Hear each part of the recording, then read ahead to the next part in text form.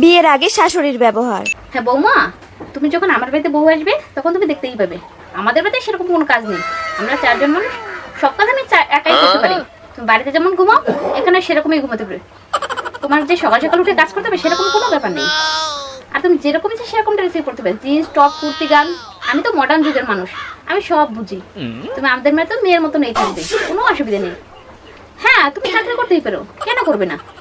আর মাইনেটা ওটা তুমি তোমার কাছে রেখে দিও, আমাদেরকে দিতে হবে না। আমাদের কি টাকা পয়সার অভাব আছে নাকি? ওসব নিয়ে তোমার চিন্তা করতে হবে না। আমাদের বাড়িতে তুমি একটা মেয়ের মতনই থাকবে। আচ্ছা, রাখলাম। বিয়ের পর শাশুড়ির ব্যবহার। গুড মর্নিং মা। বৌমা, এটা ঘুম থেকে ওঠার সময় হলো? কাল থেকে কিন্তু সকাল সকাল ঘুম থেকে উঠবে, মনে থাকে যেন। এটা তোমার বাপের বাড়ি না। ঠিক আছে মা, কাল থেকে আমি সকাল সকাল উঠবো। আর তুমি এসব জামা কাপড় পরে থাকবে না। নতুন বউ, কাল থেকে শাড়ি পরে থাকবে, শাঁকা পলা সবকিছু পরে থাকবে, কেমন? মানুষের যাতে খারাপ না বলতে পারে। আচ্ছা মা, আমি শাড়ি পরে আসছি। যাও, শাড়ি পরে আসো। শোনো বৌমা, হ্যাঁ মা। কালকে তো তোমার স্যালারিটা ঢুকছে, ওটা আমার হাতে দাও। তুমি ছোট মানুষ, কিভাবে খরচ করে ফেলবে কিছু বুঝতে পারবে না। আমার কাছে দাও, আমি রেখে দেবো।